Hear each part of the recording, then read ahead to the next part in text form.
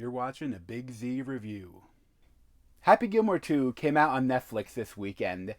And as a big fan of Happy Gilmore, as someone that's watched all of Adam Sandler's films, good and bad, this is better than I expected, but it's far from a good film. But even when you're at the top of your game, you can always shank one. Happy Gilmore sucks? Oh, eat a bag of... Everyone is talking about comeback kid. Happy Gilmore. Happy Gilmore. Happy Gilmore. We've been watching you play Mr. Gilmore. So inspiring. So it's funny, leading up to this, I saw this was coming out, and I saw that Netflix had the original Happy Gilmore on. So I watched it again, and it still really holds up, which is good because it's always a danger when you watch, especially comedies, like from the 90s, early 2000s, like it's a danger that they aren't going to be as good as you remember, or there's going to be a lot of cringy stuff, or a lot of There's a especially that's even more if you go back into like the 80s. There's a lot of rape jokes in the movies. Yeah, a lot not great. But you know, Happy Gilmore like really stands the test of time. I think that's because at its core, it's a sports movie.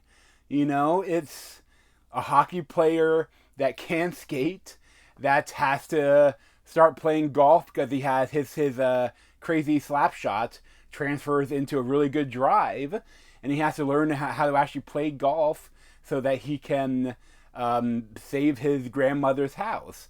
And there's also a little bit of a romance in the way too with the reporter. Like it's such a basic story, but like throughout there's great humor and it's also kind of heartfelt. And I think in this one, it's just, I think they try to complicate things too much. Like there are so many shenanigans throughout the film, and it kind of starts out like a little dark, where like he murders his wife with a drive off her noggin, like and he has like a bunch of kids. One is MJF, the wrestler, which is kind of funny.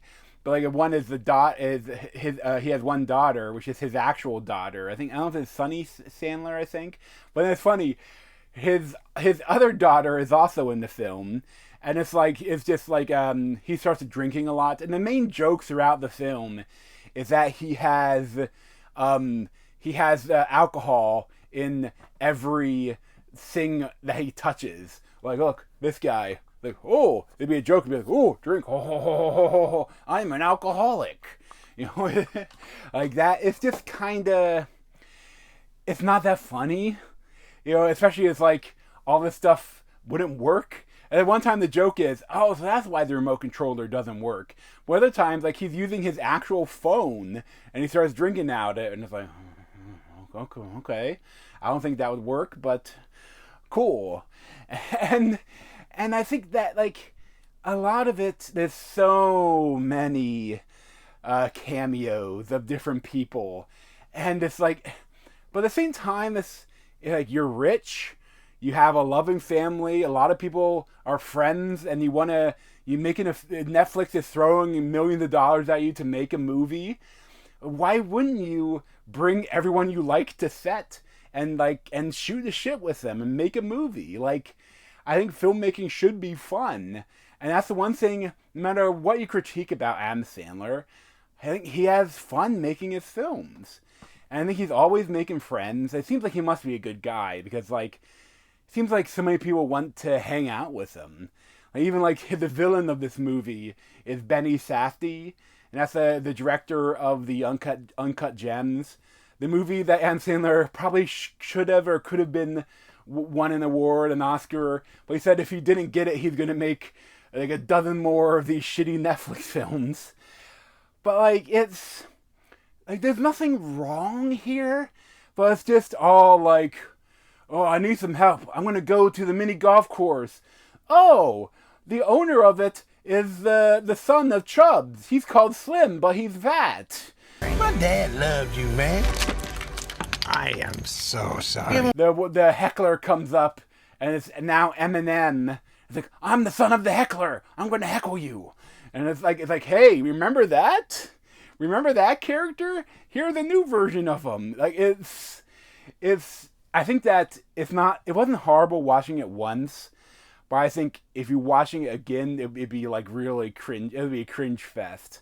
And I think too, because the first one was so simple, this one, there's so much going on. And the whole thing that like the villain, Benny Safdie, is like making his own new form of golf, and he's like surgically modifying golfers by like cutting a hip tendon to make them drive longer. And it's a lot. The CGI is pretty bad there, but whatever. And of course they use AI like a face replacement for like when they show like clips of them or in the beginning, showing like them leading up to what happened in between the two films. But like, it's fine. You know, this whole film is fine. I didn't really laugh that much. I think the best part of it is they encouraged me to rewatch the original Happy Gilmore. And I think for my favorite Sandler movies, I think it's probably Happy Gilmore. And 2 would probably be like Wedding Singer. Again, that's one I haven't seen in a while. I think one thing Billy Madison would have been up top. When the last time I rewatched it, I didn't like it as much.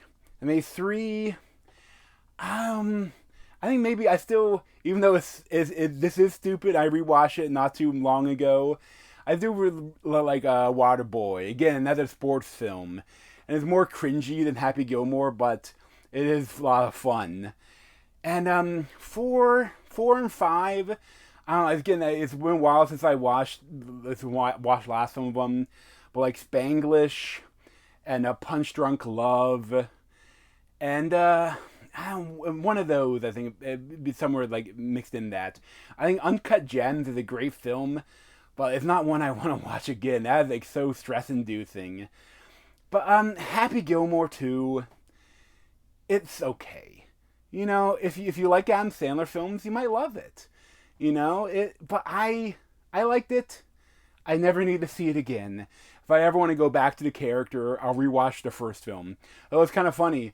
Netflix had Happy Gilmore, but then it's leaving July 31st. Because they wanted people to rewatch it before they released Happy Gilmore 2. But now Happy Gilmore 2 is out. They don't want people to watch the original instead of this one. It's kind of funny. But I'd probably give it like a 6.75 out of 10. But thanks for watching, and want to see more of me, you can subscribe down below. Thanks.